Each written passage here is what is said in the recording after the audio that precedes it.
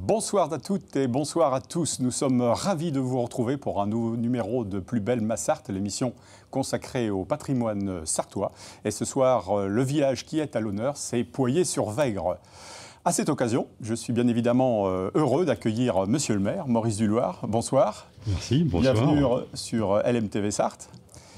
À vos côtés, Lise Beaupied, qui nous parlera de décoration, de peinture, puisque LD Déco fait partie des artisans de Poyet-sur-Vègre. Bonsoir. Bonsoir.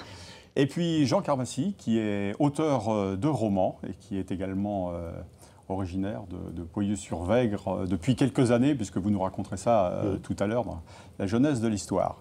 Dans la deuxième partie, bien évidemment, on retrouvera nos chroniqueurs habituels, patrimoine et patois. On parle bien évidemment de Pascal Mariette et de Serge Bertin. Et dans la troisième partie, Young Lee sera notre invité pour une interview consacrée à la Corée, à l'école coréenne qu'elle dirige au Mans. Voilà, nous parlons maintenant de Poyet-sur-Vègre, bien évidemment, comme j'ai dit tout à l'heure, une commune située à quelques encablures, on va dire, de Sablé-sur-Sarthe. C'est bien ça, monsieur le maire ? C'est ça, exactement, entre Sablé et puis Brulon. À combien de... Oui, une dizaine de kilomètres ? 10 kilomètres de Sablé et puis 7 de Brulon. Ouais.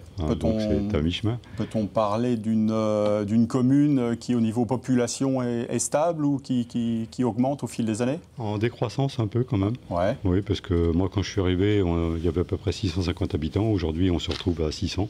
D'accord. Mais bon, c'est un peu le lot de beaucoup de communes sartoises, surtout en campagne. Ouais. Mais aujourd'hui, donc, on ressent quand même un regain, une attirance un peu plus importante sur la commune. Donc, puisque les maisons qui sont vides, en fait, sont prises très rapidement. Donc, par des jeunes, ça veut dire que ce sont des jeunes qui travaillent... Beaucoup de jeunes, plus de jeunes que de gens en retraite aujourd'hui. Des gens qui travaillent sur Sablé, peut-être ? Oui, par exemple, Sablé, Loué, Brulon... mais ça peut être, j'en connais même, je suis à Châteauneuf-sur-Sarthe, vous voyez, donc c'est assez disséminé. Mais, le gros 80%, c'est effectivement Sablé, Brulon, Loué. On voit les images de votre beau village, on a vu la mairie, on voit aussi l'église, bien évidemment, à l'écran, l'église Saint-Denis. Un petit mot quand même sur cet objet du patrimoine, on va dire. Oui, bien sûr, c'est une église quand même déjà ancienne, mais qui a été construite parce qu'en fait la première avait été rasée par les Anglais. Ah oui. Donc celle-ci est un petit peu plus récente, mais n'en demeure pas moins intéressante. Ouais. Bon, un village en bonne santé, on peut l'expliquer aussi par le fait qu'il y a une école maternelle. Hein, ça, c'est fondamental dans les villages pour l'avenir. École en regroupement pédagogique, puisque nous sommes en Civos avec une autre commune qui s'appelle Fontenay-sur-Vègre. Oui. Donc Fontenay, c'est les maternelles. Et sur Poyet, donc ce sont les primaires. Combien d'écoles, combien de classes, pardon ? Deux classes pour une bonne quarantaine d'élèves aujourd'hui. Et chaque année, vous arrivez à peu près à conserver vos 2 classes, quoi ? Oui. Oui, et puis là, ça va, oui. J'espère que ça va perdurer très longtemps. Ouais. Ça veut dire qu'il y a des naissances aussi à Poyet-sur-Vègre ? Oui, quand même. 6-7 à l'année en moyenne, sauf période après Covid, on est passé à 13. Hein. Mais bon. Donc là, justement, ça va se retrouver dans les classes tout prochainement. Ça commence d'ailleurs. École primaire, on va parler un petit peu aussi du château de Verdel, qui fait partie là aussi du patrimoine foncier. Du patrimoine local, mais qui est privé quand même. Hein. D'accord, donc on ne peut pas visiter, ou peut-être seulement la journée du patrimoine. Si, on peut le visiter, tout à fait. Et à d'autres occasions organisées notamment par l'association du patrimoine de Sablé ou l'office de tourisme aussi de Sablé. Ouais. Monsieur le maire, parfois notre commune. Une parenthèse, parce que c'est votre premier mandat en tant que maire. Comment vous avez vécu tout ça ? Vous avez été surpris par la fonction un petit peu ? Il y a des choses qui vous ont un petit peu... Non, vous y attendiez parce que vous étiez déjà dans le conseil municipal peut-être avant ? J'étais adjoint, j'ai fait un mandat d'adjoint auparavant avec Daniel Plancard. D'accord. Qui était maire précédente. D'accord. Donc ça a été une belle... on peut le dire aussi, le répéter, que c'est un travail collectif, un travail d'équipe, parce que c'est toute une équipe municipale qui est à vos côtés. Vous avez raison de le souligner, c'est ce qui est le plus important en fait, c'est vraiment un travail collectif et d'équipe. Ouais. Bon, et ça, j'y tiens. Ouais, bah oui, bien sûr. Avant de parler avec Lise, parlez-nous un petit peu, vous aussi, de l'artisanat quand même dans votre village. Oh, mais bien sûr, merci. L'artisanat et les commerces aussi, peut-être. On va voir quelques images, peut-être, mais on parlera du commerce juste après. Mais l'artisanat. L'artisanat, donc il y a 2-3 entreprises artisanales, effectivement. Dynamique, ouais. Lise, bien sûr. LD Déco. Voilà. Et puis une entreprise de maçonnerie, un plâtrier plaquiste. D'accord. Alors on voit des images justement voilà, que vous avez. Et quand je vois Edith Hérault aussi. Eh ben voilà. Donc sur les métiers d'art, effectivement, donc c'est vraiment une artiste reconnue qui expose régulièrement. Et puis, la céramique, je crois qu'elle. C'est ça. La céramique, mais avec une méthode du ragoût. En fait, ah oui. Donc à basse température, enfin en termes de cuisson. Je vous en dirai pas plus parce que je ne suis pas un spécialiste. Et puis ceux qui, après tout, s'intéressent à cela, iront sur place, iront à Poyet-sur-Vrac. Ce sera l'occasion de découvrir votre village. Tant à Malicorne, en Mayenne, ça y est, j'ai perdu. Oui, ça va revenir tout à l'heure. L'artisanat, le commerce, on a effleuré tout à l'heure le sujet, mais c'est très important. On sait qu'il est en voie de disparition dans beaucoup de villages. Fort heureusement, il reste quand même un totem, la boulangerie. Voilà, j'aurais pu le laisser dans l'artisanat parce que c'est artisan commerçant finalement. Bien sûr. Donc, mais qui est très reconnu. Et puis on a un boulanger vraiment qui est au top aujourd'hui. Ouais, on le voit d'ailleurs en photo, là, à l'image. Exact. Non, c'est pas le boulanger, c'est le président de l'association Poyet Animation. Ah, d'accord. Donc dynamique également. Mais alors, sur le boulanger, justement, vous avez une petite anecdote, une belle histoire à nous raconter, parce que, voilà, le malheureux s'est blessé, et puis le village est organisé, mais je vous laisse le soin de nous narrer cette belle histoire. En quelques mots, c'est ça, oui, tout à fait. L'idée est venue, donc il s'est blessé fin février, je crois, ou fin janvier, je ne sais plus exactement, mais enfin, oui, c'est ça. Donc, fracture du fémur.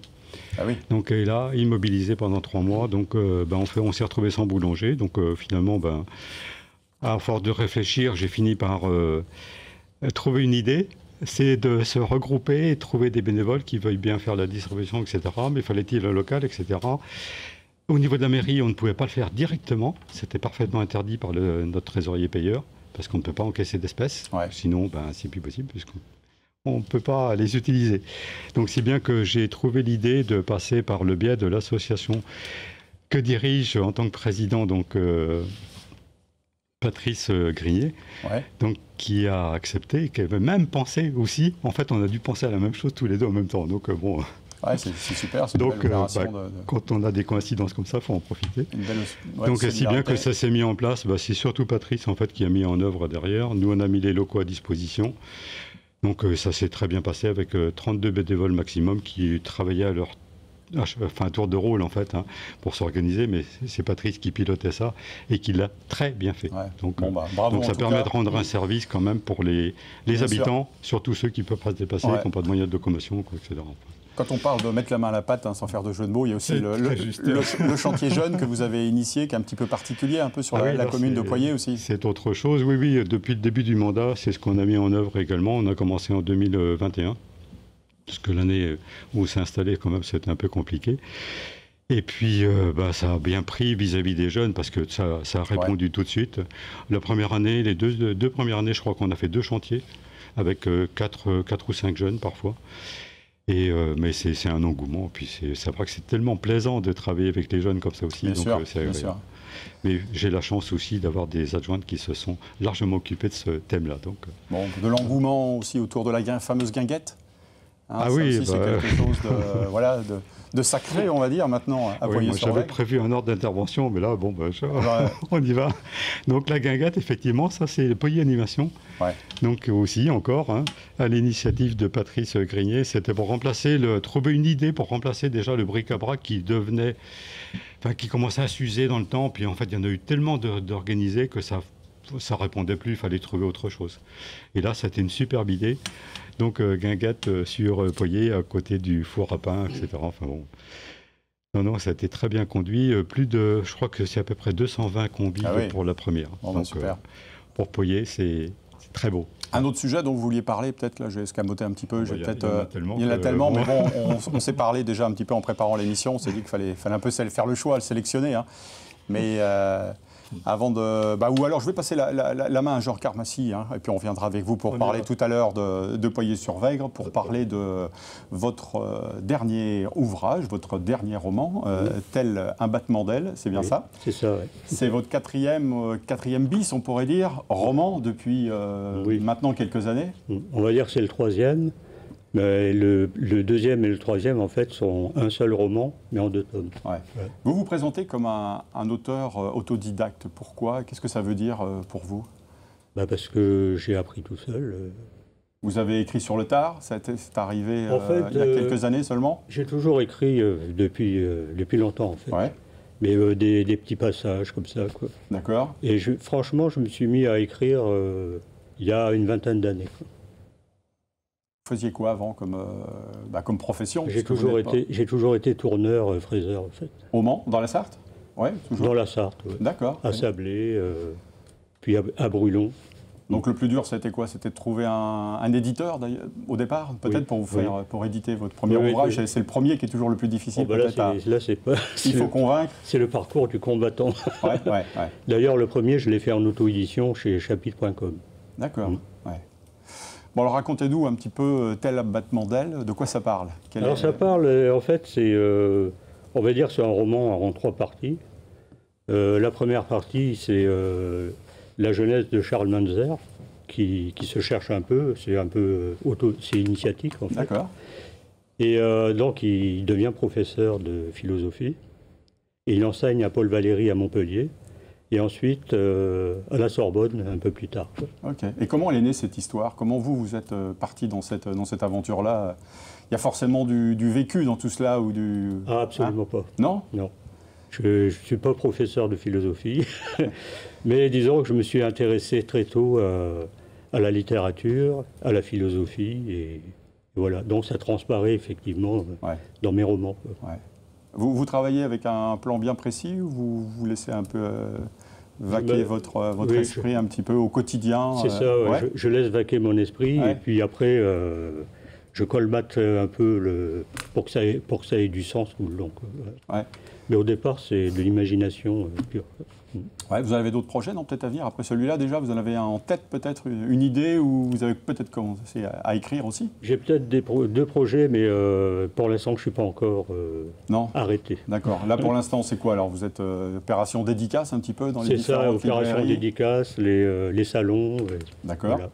Bon, j'imagine que les retours sont bons, les gens qui viennent vous voir, ça fait du bien, ça réconforte, en même temps que ça motive aussi pour la suite. Oui, ça nourrit un peu l'envie de continuer. D'ailleurs, c'est ce qui s'est passé à partir du premier. Ouais. Comme j'avais eu des bonnes retombées, j'ai dit on continue. Puis voilà. Ouais. Et donc c'est devenu une trilogie en fait. Ah d'accord. Ouais. Est-ce qu'on peut dire que l'air de Poyet-sur-Vègre vous inspire, est une source d'inspiration pour vous? Oui, exactement. Bon. J'avais besoin d'un endroit assez calme, et Poyet, franchement, c'est un petit village calme. Bon, super. Merci, Jean, en tout cas, d'être passé nous voir. Et de rien, c'est moi qui vous remercie. Pour partager ce bon moment avec vos concitoyens. Ouais. Lise Beaupied, on a parlé tout à l'heure de LD Déco. Vous aussi, vous êtes une poyéenne peut-être d'adoption ou vous êtes d'origine? D'accord, ok. Vous avez toujours travaillé la peinture, après la décoration? C'est ça, oui. J'ai bougé un petit peu.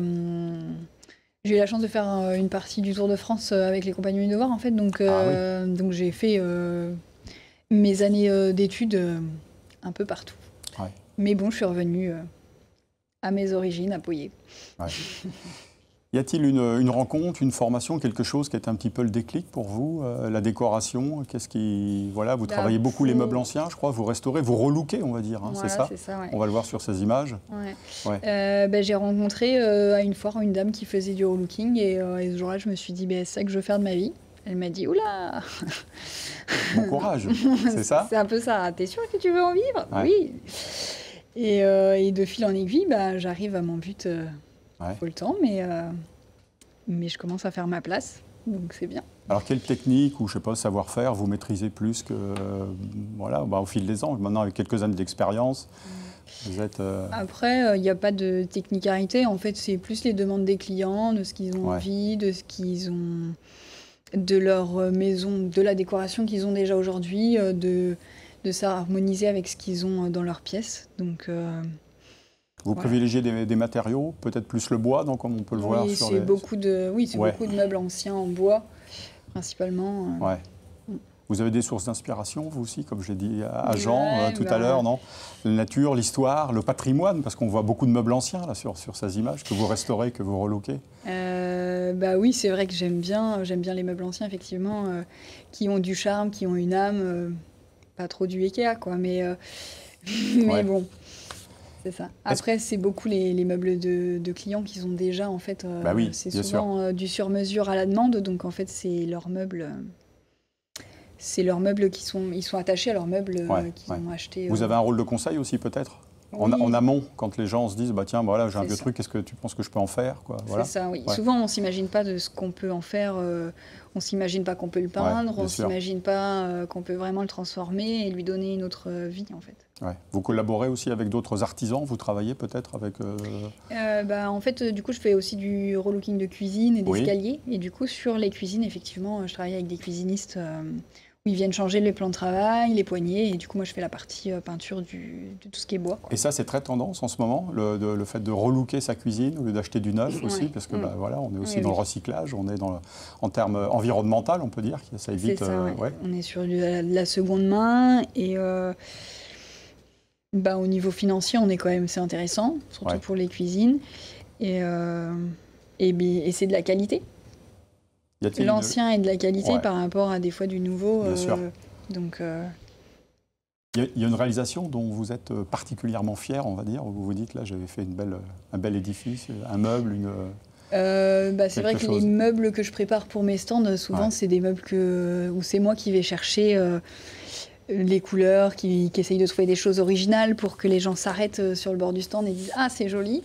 Donc souvent, toutes les petites pièces que j'emmène en foire... c'est mes petites chouchoutes, quoi. Ouais.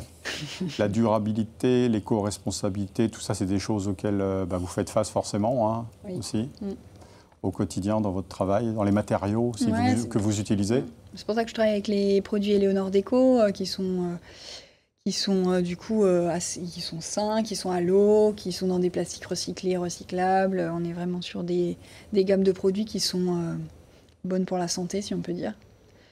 Et qui sont faciles à utiliser, donc parfait. Pour tout le monde. Bon, merci Lise. LD Déco, donc à Poyet-sur-Vègre. Monsieur le maire, vous êtes fier de vos concitoyens? Absolument. Ce sont des bons représentants, de bons ambassadeurs de la commune. Excellent. Avec des propos positifs. Bon, super. Merci à vous, monsieur le maire. Vous allez rester avec moi parce que l'émission continue pour la deuxième partie. Mais avant tout, je vais vous poser une petite question. C'est la question du jour, justement.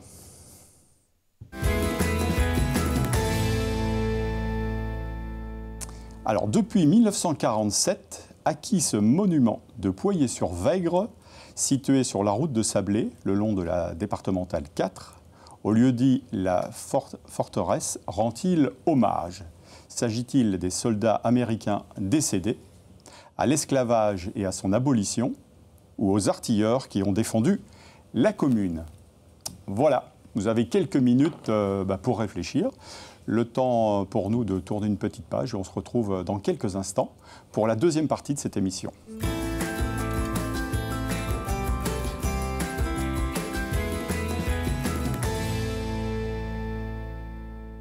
Deuxième partie de cette émission Plus belle Massarthe consacrée ce soir à Poyet-sur-Vègre.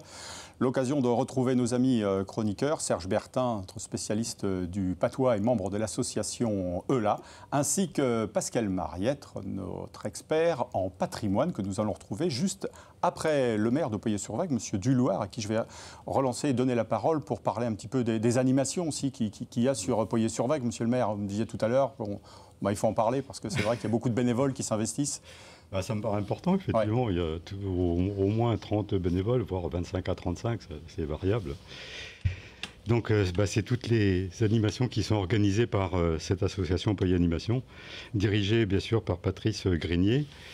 Son président, donc ça commence, l'année démarre comme ça, c'est les crêpes à la Chandeleur, des randonnées qui sont organisées, il y en a 3 en fait, 3 parcours différents sur la commune, les tartines aussi, au four à pain, donc c'est important tout ça. Vieux four à pain traditionnel. Je ne sais pas si Pascal va en parler du four à pain. Et puis cette année, c'était aussi une guinguette, c'est pas dans l'ordre, mais la guinguette en fait elle remplace tout simplement le bric-à-brac qui était organisé précédemment. D'accord.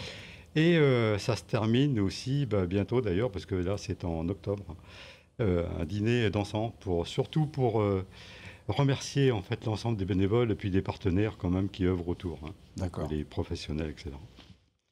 Et puis je voulais quand même signaler que Poyer Animation anime aussi de la gym douce. Ah bah oui. Important. Pour les moins jeunes. Et puis les moins jeunes ou les plus jeunes, peu importe, qui veut en fait. Mais aujourd'hui, oui, il y a bien une bonne vingtaine de participants et la salle commence à être un petit peu petite en fait. Bon, d'accord. Et c'est animé par une personne qui est de Brin-sur-Gé. Bon, on en parlera au maire si un jour vous le voyez. La salle est trop petite. Justement, on parlera des projets un petit peu tout à l'heure. Juste avant de passer la parole à Pascal, je voulais revenir sur la question que j'ai posée tout à l'heure à la fin de la première partie, à savoir depuis 1947 à qui ce monument de Poyer-sur-Vègre situé sur la route de Sablé le long de la D4 rend-il hommage ? Bon, voilà, les copains, je ne sais pas si vous avez entendu tout à l'heure, si vous avez une idée forcément, Serge. Oui. C'est... Moi, je crois que c'est les soldats américains. Et voilà, c'est ça, à l'équipage d'un bombardier américain, c'est ça, monsieur le maire ? C'est ça, oui, notamment les 9 morts, parce qu'il y avait 10 soldats américains dedans. Ouais, un seul. 9 morts et un seul survivant, qui est David Butcher, dont on fait une cérémonie quand même régulièrement aussi. Donc, et également, de toute façon, tous les 8 mai et 11 novembre, nous allons sur le monument. Voilà. Bien. On a d'ailleurs installé récemment un pupitre, donc en mémoire. Très bien, bravo. Bon, ceci étant dit, Pascal, je n'ai pas défloré votre sujet, vous n'en parlez pas dans votre chronique. Il y a tellement de choses à dire. Je vous tends la perche, je vous laisse, parce que si vous avez tellement de choses à dire. Oui, c'est vrai que c'est une commune qui est très très riche en patrimoine historique, qui remonte au IVe siècle, à peu près, au IVe siècle avec la christianisation. Enfin bref, le monument le plus connu, ça reste quand même le château de Verdel, qui se visite toujours. Ouais. C'est un très beau château, fin XVe siècle, après la guerre de 100 ans, donc il n'a pas servi vraiment de forteresse, bien que le premier, qui était Nicolas de Juigné, voulait faire une forteresse. Et son suzerain, qui était Ardouin de Maillé, n'a pas voulu que ce soit un château fort, il lui a demandé que ce soit plutôt un logis, donc c'est pour ça qu'on est entre la forteresse et le logis. En gros, c'est une tour carrée au milieu, avec 4 tours autour, un petit peu différentes, il y en a une hexagonale, puis ça c'est original, il y en a une qui a été placée de travers, enfin bref, très très joli château, qui est vraiment avec une très jolie porte d'entrée. On va faire simplement aller visiter cette porte, elle est fin 15e, donc après la guerre de 100 ans, et avec les armoiries bien sûr des seigneurs de Juigné, et puis surtout si vous rentrez à l'intérieur, vous avez comme d'habitude un très bel escalier à vis ou en vis, puisque c'est ces escaliers qui montent aux étages. Et il y a 2 escaliers, il y en a un autre qui est beaucoup plus intéressant. Regardez comment est la lisse. C'est ce qu'on appelle un escalier à noyau hélicoïdal. C'est-à-dire il n'est pas tout à fait droit le centre. Regardez, il vrille un petit peu. Et en plus, il y a une lisse pour poser sa main qui a été sculptée. C'est quand même magnifique. C'est vraiment une très belle référence sur les escaliers de cette époque. Donc très beau travail d'architecture. Ça desservait le rez-de-chaussée et les différentes chambres des étages. Vous comprenez que vu l'élévation du château, il y avait plusieurs étages. Voilà pour ce château de Verdel qu'il faut absolument visiter et qui a été classé au monument historique il y a plus de 100 ans, puisque c'était en 1922. Autre chose intéressante, l'enceinte de ville, il y a un petit bout d'enceinte qui a été réalisé pour soutenir la motte féodale qui était au-dessus, parce qu'en fin de compte, comme beaucoup de villages dans la Sarthe, au départ c'était une motte, on creuse des fossés, on met la terre au milieu, on met une tour, il y a eu une tour en pierre qui a été détruite au moment de la guerre de 100 ans, comme l'église qui a eu beaucoup subi au moment de la guerre de 100 ans, mais il reste ce mur qui est tombé, il y a une partie qui est tombée il y a quelques années, qui a été reconstruit en parpaing, mais bon, il reste... Mais je pense qu'on va essayer de faire quelque chose dessus. Dessus, il y a peut-être moyen d'habiller un petit peu ce mur en parpaing. Mais c'est assez rare de trouver des petites enceintes sur des communes comme ça, qui est donc un château en... Sachant que c'est propriété privée. Oui, bien sûr. Donc ça passera par une convention, mais on verra. Ouais. Donc c'est un château qui a été le château daté de 1070 et il a été détruit, je crois, la guerre de 100 ans en 1380. Par les Anglais. Autre chose, bâti communal, vous avez un bâti extraordinaire, c'est comme Asnières pour moi, si ce n'est plus important, en nombre de maisons et logis, non je blague pas, en nombre de logis et maisons, c'est très important. Donc j'en cite quelques-unes, il y a la maison dite à la Géole, on en reparlera tout à l'heure, avec, vous voyez, on voit encore des ouvertures qui sont de la Renaissance. Il y a le moulin du Grand Val qui est un petit peu plus loin, il y a cette maison aussi qui est intéressante avec des fenêtres, on voit encore ces fenêtres 15-16e, vraiment on a du bâti très très très ancien. On a aussi un endroit qui était les anciennes tanneries, je ne sais pas si la maison n'est pas inscrite au monument historique, qui s'appelle le Petit Perrin, ça doit être là où il y a une réserve d'oiseaux un petit peu plus loin. Nous allons voir une autre maison qui est magnifique, et vous avez aussi là c'est le... On va le faire défiler. On a le moulin que je vais vous parler, voilà le moulin. Le moulin du Grand Val qu'on appelle. Là voilà, le Petit Perrin. Alors le Petit Perrin, c'est une maison assez jolie, je trouve, vraiment qui. Je me demande si elle n'est pas inscrite au monument historique d'ailleurs. Il y a une jolie fenêtre en croisée sur le côté. Je l'ai pris depuis le portail, on ne peut pas rentrer à l'intérieur. La rue du Temple, il y a une très jolie maison rue du Temple aussi, avec un portail. Voilà la maison avec ses toitures très élancées qui remontent au 16e. Regardez, là. Il y a une qualité, il y a une qualité à l'intérieur du bourg. C'est bien, vous avez caché tout ça. C'est vraiment intéressant. Non, c'est vraiment, de la qualité. Cette maison qui est l'ancien relais, qui est à côté des Halles, en bas des escaliers, je vais vous parler, ça c'est pareil, c'est une maison qui remonterait au XIIIe siècle, d'après les écrits. Enfin, je suis un petit peu étonné, mais c'est super. La mairie, vous avez une magnifique croisée en roussard. Et puis en bas, le lavoir que vous avez parlé tout à l'heure, qui a été réalisé en 1860, mais qui remonte dès 1233. On sait qu'il y avait un lavoir à cet endroit qui est juste dans le bas de la ville. Autre endroit, c'est le pont. Regardez ce pont, qui est quand même un peu extraordinaire, qui a été construit à la fin du XIVe siècle. Apparemment, du Guesclin avait essayé de passer, puis il n'avait pas réussi à passer, donc il est passé à Asnières sur le pont. On n'a pas de certification. Mais juste après, on n'a pas de certification. Mais apparemment, donc du Guesclin, le 3 décembre 1370, fait le voyage viré en Champagne, Pont-Valin, pour aller buter les Anglais, bref. Et donc, il n'aurait pas réussi à passer, donc ils ont décidé quelques années après de faire un pont. Mais regardez ce pont magnifique, qui est un pont vraiment médiéval, donc qui était un pont où on faisait payer des taxes pour passer dessus. Très très vite, il y a eu des droits de péage. C'était même avant les autoroutes, on savait faire payer le péage. Donc il y a de magnifiques piles, et puis devant, vous voyez ce qu'on appelle des avant-becs, pour éviter que l'eau aille buter ou les arbres se projeter contre les piles pour les abîmer. Donc il y a ces avant-becs qui servent au niveau haut, qui servent de refuge. Autre chose, l'escalier. Alors là, vous avez un escalier. Il n'y a pas 36 communes qui ont des escaliers comme dans la cité Plantagenet. Quand vous partez du lavoir, oui, Montfort-le-Génois, 110 marches, super, en ligne droite. Et là, vous avez même un escalier qui se sépare en deux et qui monte jusqu'à l'église et qui monte jusqu'à ce magnifique chœur roman. Alors l'escalier en pierre a été fait en 1807, mais autrement, c'était une montée à Raidillon qui allait de la Vègre jusqu'en gros au village un peu fortifié qui était au-dessus. C'est le seul passage pour traverser la commune. Voilà, aujourd'hui il y a un grand virage qui contourne, mais à l'époque c'était le passage. Donc à un moment donné on a mis des marches quand même, ce qui est superbe. Et puis juste au-dessus, il y a la fameuse église Saint-Denis. Et regardez ce chœur. Alors c'est vrai que l'autre partie n'est pas très intéressante, mais ce chœur qui remonte avant la guerre de 100 ans, qui est la partie 12e, 13e siècle, puisqu'au 15e, la guerre de 100 ans a ravagé le département. Tout a été reconstruit quasiment après. Mais on a quand même un magnifique chœur médiéval en roussard. Donc ça, je conseille d'aller voir. Donc au IVe siècle, à cet endroit, et l'évêque Saint-Liboire aurait fait consacrer une chapelle à cet endroit, dédiée à Sainte Madeleine de Palaceo, enfin voilà. Et c'est qui était le premier sanctuaire du village. Et évidemment, le clocher, lui, est très récent, 19e. Et à côté, il y a un magnifique cèdre. Voilà. Ça, c'est du patrimoine de l'Atlas. Voilà. Si vous rentrez à l'intérieur, allez voir les stalles qui sont dans le chœur. Je trouve ça assez sympathique, ces stalles. Il y a quelques vitraux intéressants. Et puis surtout, il y a un magnifique tableau. Alors la voûte, qui n'est pas en bois, mais si elle est en bois, peut-être, mais peinte. Je ne suis pas sûr, ou en plâtre. Je ne pense pas qu'elle soit en bois. C'est du maquillage en plâtre, sur la type peut-être. Mais qui est très fatigué aujourd'hui. Qui est très fatigué. Et voilà le tableau. Quel chef-d'œuvre. Voilà. Qui est un magnifique tableau 18e qui représente Saint-Lazare, la résurrection de Saint-Lazare, et puis surtout ce qui est intéressant sur ces tableaux. Peint par Mathurin de Bonnecamp, je crois. Oui, voilà, merci. Et regardez, c'est le visage du donateur, celui qui a financé, comme dans beaucoup de tableaux dans la Sarthe, on représente en prière le fameux donateur, celui qui a financé l'artiste. C'est vous quand pour vous faire étiez le jeune, tableau.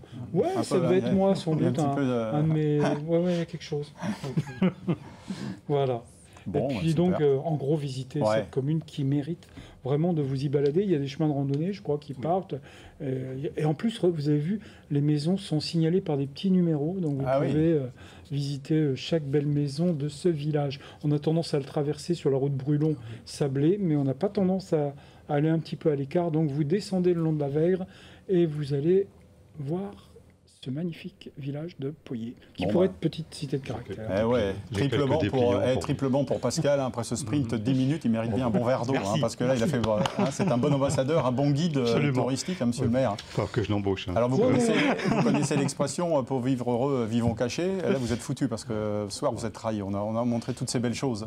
Non, mais pour tout vous dire, quand même, on est arrivé sur Poyet aussi, enfin, moi et mon épouse, parce qu'on cherchait une maison ancienne, mais de caractère. Donc, bon. Voilà, oui.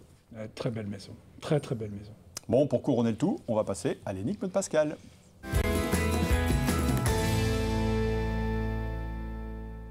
Alors là, ça va être un peu scabreux, mais vous allez voir. Je vous ai parlé tout à l'heure de la maison à Géole, et il y a la rue de la Géole. Alors, rue de la Géole à Poyet-sur-Vègre fait référence à quoi? Attention, il y a un petit piège. Fait référence à quoi? 1. À un moulin à vent disparu. B. Une maison dénommée La Jole ou La Jolie. C. Une fontaine aux eaux saumâtres. Ou D. À une maison servant de prison. C'est moi qui réponds? Non, nous on essayait parce que vous devez la connaître, vous. Hein. Moi je dirais la D, non? La Jolie. Ah, oui. Bon. Mais tu as raison aussi, enfin, quelque part. Parce qu'une géole, c'est une prison. Oui. Et là, apparemment, d'après l'histoire, cette maison n'a jamais été une prison, la maison qui est... Voilà. Et donc, ce serait la maison qui... géole de Jole, la Jolie, qui serait devenue la géole. Voilà. Bon, voilà, c'est dit. Mais pour moi, c'est on aura encore appris parce qu'une géole, c'est quand même une prison. Mais oui, à la base, bien sûr. Un cachot. Oui, ça va dans le sens... Super. Merci pour toutes ces informations, mon cher Pascal. Avant de passer la parole à notre patoisant de service, quelques projets pour revenir sur Poyet-sur-Vègre, monsieur le maire, vous les connaissez des choses qui sont déjà dans les tiroirs, j'imagine. Je voulais dire quand même, comme sur Poyet aussi également, il y a un commerce important, c'est le tabac, bar, restaurant, qui est important, restauration surtout du midi, quand même, principalement. Oui, c'est un lieu de vie, un lieu de convivialité, comme on dit. Qui attire beaucoup. Sur la route départementale. Voilà, sur la D4, plein bourg, qui nous pose des problèmes quand même pour le stationnement avec les gros véhicules. Bon, est-ce que les commerces font partie des projets? Est-ce qu'il y a des choses dont vous allez nous parler? Les projets, les commerces, je pense que de toute façon, il ne faut pas rêver quand même. On est quand même sur un axe de passage, on n'a pas d'attirance, il y a peu d'industrie, on a quand même quelques artisans. Il y a 2 autres entreprises qui devraient s'installer prochainement quand même, puisque les terrains ont été vendus, c'est dans la zone d'activité. Bon, c'est une bonne nouvelle. Une zone d'activité qui est intercommunale. Et puis, il reste encore quelques parcelles quand même, donc j'espère que ça va partir rapidement.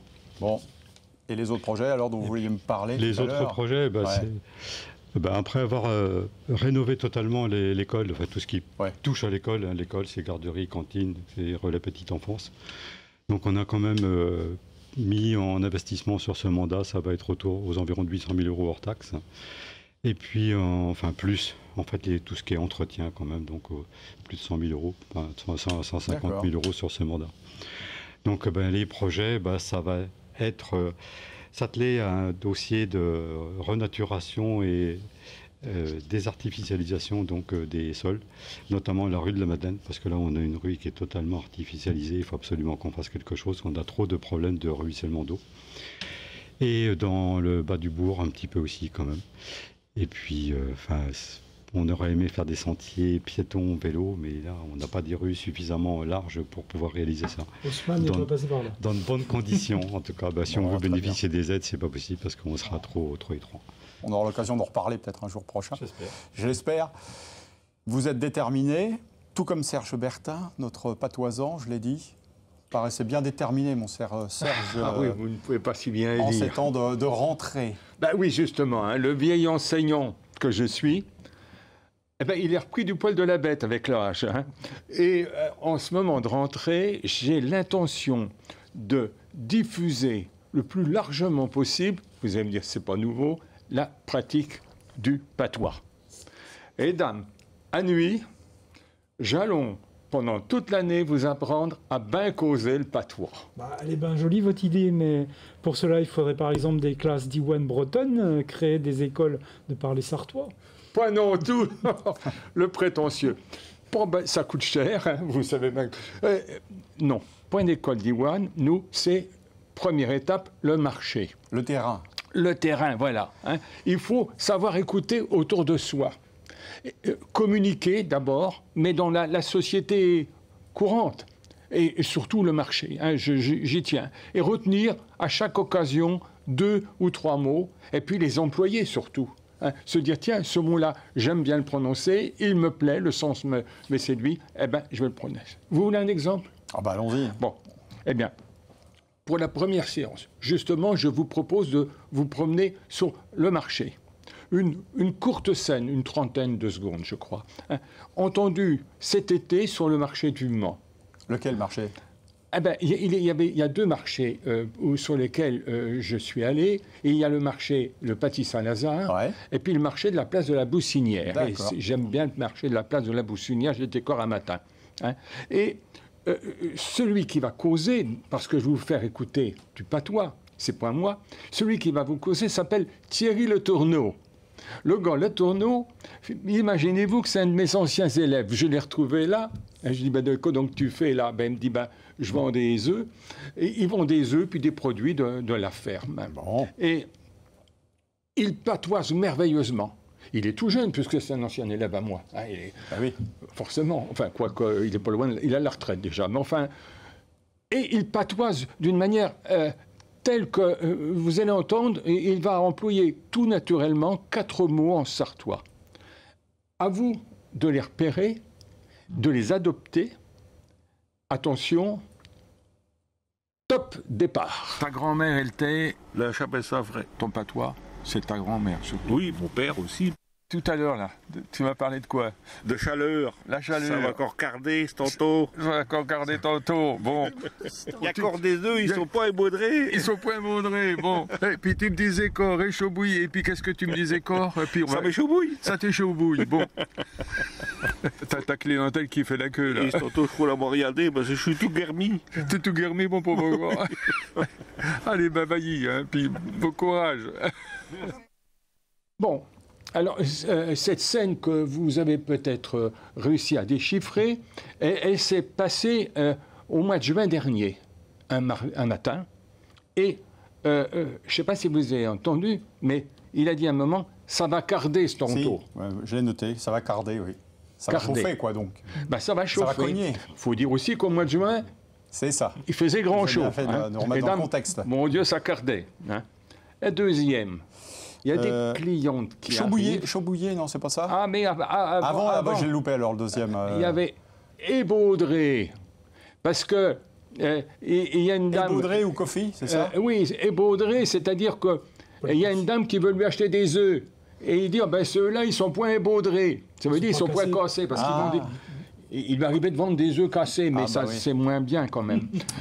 Et donc, ils sont point ébaudrés, ils sont point cassés, abîmés. D'accord. Kofi. OK. Et puis, vous avez retenu, cher monsieur Bruno, échaud-bouillé. Échaud-bouillé, oui. Et ça échauffé, on va tout de suite. Échauffé. Ouais, c'est ça. Bouillant, presque énervé, hein, excité. Ah oui. Et puis, enfin, il a employé, mais on n'entend pas très bien le terme de... Guermi. Guermi, oui. Chez tout Guermi. C'est aussi ça, Guermi. Alors, c'est... Endolori, abîmé, fatigué. Hein, c'est pas Kofi quand même, hein, mais guermi, par exemple, on a le rein entier tout guermi, ça veut dire on a les reins tout abîmés, tout douloureux. Et guermi, c'est fatigué. Fourbu, courbaturé. Voilà le gars Le Tourneau. Vous voyez, en 30 secondes, il trouve le moyen de nous employer 4 mots en patois. Il dit que c'est du mauvais français, c'est pas vrai, j'ai dit que c'est du patois. Hein. Et il y a encore un mot qu'il a employé, moi, qui me plaît, mais qui ne l'a pas dit ce jour-là, mais qui le définit parfaitement. Le gars des tourneaux, c'est un vrai badaillé. Un badaillé, de que donc c'est... C'est un gars qui a de la gouaille? Non. C'est un gars, c'est pas loin ça, mais c'est plutôt un bon gars. Ah. C'est un gars qui a un bon vivant. Hein, je crois qu'ailleurs on dit que c'est, on appelle le terme de Roger Bontemps. C'est un Roger Bontemps, ça veut dire un bon vivant. Mais attention, le gars, le tourneau, c'est peut-être un badaillé, mais c'est pas un berlot. Ah, le berlot, vous savez, c'est pas la peine de développer. Alors vous avez entendu tous ces mots, vous les avez vus. Il y a Cardet, et Baudret, et Chaubouillet, Guermy, et puis badaillé. Eh bien, je vous en supplie, mes gens, un de ces mots-là, vous le retenez dans votre mémoire. Et vous vous engagez, hein, dans une prochaine occasion, à l'employer. Monsieur le maire, réunion au conseil municipal, et il y en a un qui s'énerve. Vous dites, faut au point vous échaubouiller. Eh ben, vous verrez, ça met tout de suite l'ambiance. Hein. Dites-lui, faut point vous échaubouiller, mon gars. Eh bien, ça va calmer ces souverains. Donc, vous le voyez, adoptez. Et vous, mes gens qui nous regardez là dans le poste, eh bien, faites la même chose. Vous prenez, d'abord, vous allez vous promener sur le marché, vous écoutez, vous causez, et puis vous retenez. Et après, vous employez. Voilà le secret du bonheur. Voilà le secret de la longue vie de notre patois. Morale, soyez à l'écoute des autres et surtout, causez. Bon, je comprends pourquoi vous aviez l'air déterminé comme ça au début de cette... Adam Chebaton. Bon, en tout cas, belle initiative. Merci Serge et merci à votre ami d'avoir collaboré aussi. Et puis, prochain épisode, je pense qu'on aura droit aussi encore à un autre, avec quelqu'un d'autre. Causerie. Il y en aura d'autres. D'un commerçant sur un marché sartois, Manceau, plus exactement. Oui. Mais on verra, pas forcément. Ouais. Oui, le prochain, ce sera encore lui, mais il y en aura d'autres. Hein. Bon, ok. Parfait, à découvrir. Merci Serge, merci Pascal, merci Monsieur le maire. Merci. Nous avons présenté Poyet-sur-Vègre. Restez avec nous, on se retrouve dans quelques instants avec Young-Gi Lee qui va nous parler de l'association École coréenne du Mans. A tout de suite.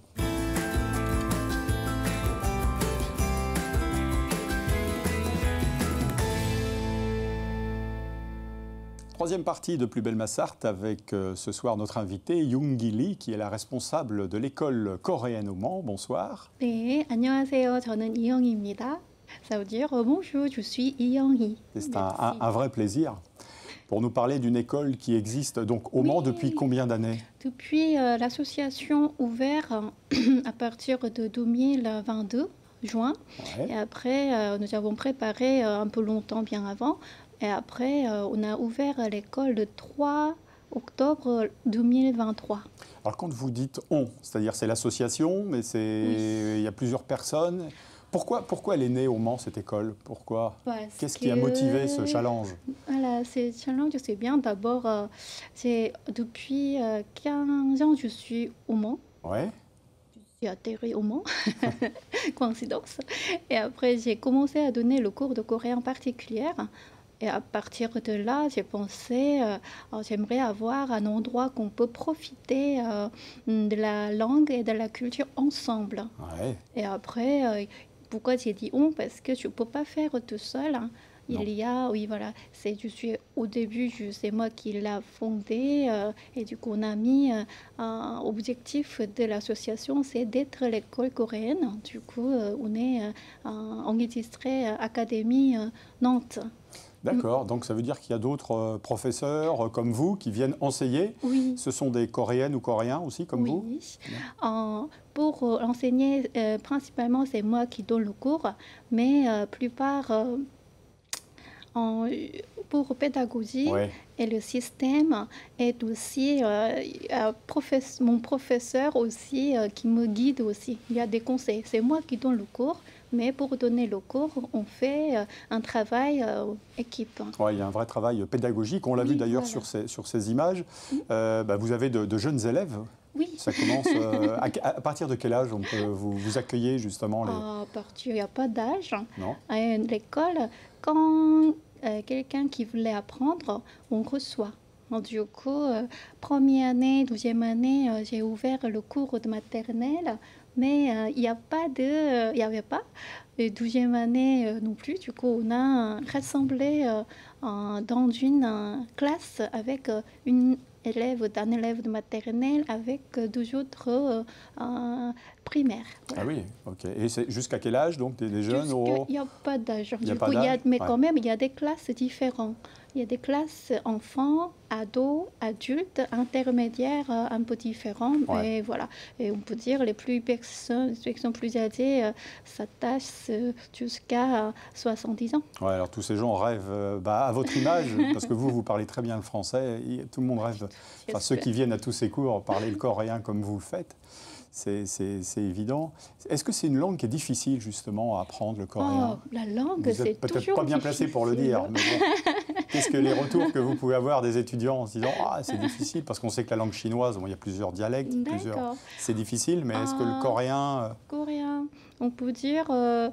juste pour écrire et lire. Oui. C'est juste ça. Après, il faut mémoriser le vocabulaire, tout ça. Et le roi Sejong, il a créé en 1443 l'écriture coréenne, c'était Hunminjeom. Mais avant, on a emprunté l'écriture chinoise pour écrire le coréen, parce que nous existons depuis 5000 ans à même endroit.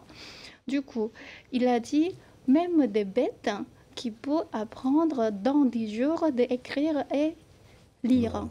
Exagère un peu quand même. Hein. Combien de temps pour vous? Non, tu dis coréen. Hein. Ah oui, coréen.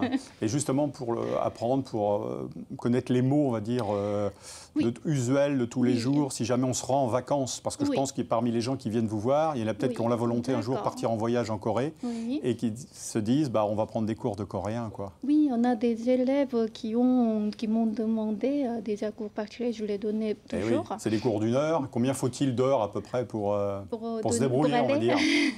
Nous, chacun son rythme. Ouais. Mais je demande toujours 10 minutes par jour, s'il vous plaît. D'entraînement? D'entraînement. Je ne dis pas tous les jours 1 heure, 2 heures. Non, j'ai dit 10 minutes par jour. Vous allez apprendre à déjà lire et écrire. Si quelqu'un qui est passionné de ça, on peut bien comprendre. Alors là, on voit de belles images. Voilà, de la Corée. Donc c'est une boutique, je crois, une bibliothèque, non, c'est ça? En Corée, à Séoul? Oui. Non? Oui. Je vous dis, est-ce que vous voyez, c'est une bibliothèque? Oui. C'est bibliothèque dans le métro. Ah, d'accord. C'est très propre. C'est ce que c'était ma fille qui l'a pris la photo par les jeux qui est né en France, qui va à l'école en France. C'est la différence. Oui, c'était. Et ça, c'est le printemps peut-être en Corée. On envoie des images, les arbres en fleurs. Voilà. C'est ça, c'est bien. C'est la bonne période comme au Japon où il faut aller aussi. Oui, il faut aller l'automne ou printemps. Mais moi, particulièrement, j'aime bien l'hiver parce que c'est bien froid et c'est sec. Du coup, on peut avoir la neige aussi. C'est rivière Han ici. Ah, d'accord. Ok. On va profiter justement de votre présence pour faire une petite parenthèse géographique. C'est la Corée du Sud, c'est 52 millions d'habitants à peu près. Oui, à peu près, c'est très bien. Vous connaissez super. Voilà, on sait que c'est un pays qui est très réputé pour ses nouvelles technologies, la culture, le patrimoine aussi. Oui, parce qu'on a 5000 ans, je vous ai dit, 5000 ans de l'histoire. Et du coup, on a première imprimerie de cuve, c'était en Corée. 16 ans plus tôt que Gutenberg. En tout cas, il y a des richesses de là. Et vous voyez, nous avons fait tout le temps découverte de la Corée à la Libre Écriture début de septembre. Et là, je fais 3 années. Cette année, on a fait 3e année. Mais toutes les années, on programme différemment parce que je voulais montrer les différentes cultures pour différents âges. Chaque année différente. Cette année, on a fait Jikji et littérature aussi et K-pop. C'est bien mélangé. Ouais. Voilà. Alors, je ne sais pas, je vous pose la question naïvement. Est-ce que chaque année, vous organisez ou vous favorisez un voyage, peut-être pour ceux qui viennent, qui prennent des cours et qui souhaitent se rendre en Corée? Vous pouvez les conseiller Ça, je l'ai conseillé. J'aimerais bien avoir cet voyage, on pense, mais pas encore. Mais par contre, les élèves qui vont en Corée, on programme ensemble. Et puis quand ma famille qui sont en Corée, je demande de recueillir. Et puis voilà, si je serai en Corée, je le reçois aussi. Bon, super, bravo. Dernière question, l'école coréenne, vous la trouvez sur le site internet, bien évidemment, pour ceux qui seraient intéressés. On va passer peut-être votre adresse aussi, l'adresse sur internet. Et évidemment, vous posez la question, où se tiennent les cours? À quel endroit au Mans? Oui. Est-ce que vous connaissez Aude-Maillet? Oui. Il y a le quartier nord-est. Oui. Il y a une maison quartier Georges Moustaki. D'accord. Voilà. Bon, très bien. Depuis la naissance de l'école coréenne, on garde ici. Bon, super. C'est un très bel endroit. Merci Yoongi de nous avoir fait voyager l'espace de quelques minutes du côté de la Corée et prenez des cours de coréen. 네, 감사합니다. Merci, bonne fin de soirée à vous. Merci. Chers amis, bonsoir, merci de nous avoir suivis. La semaine prochaine, on se retrouve du côté de Vilaine-la-Gonnaie. Bonne fin de soirée, au revoir.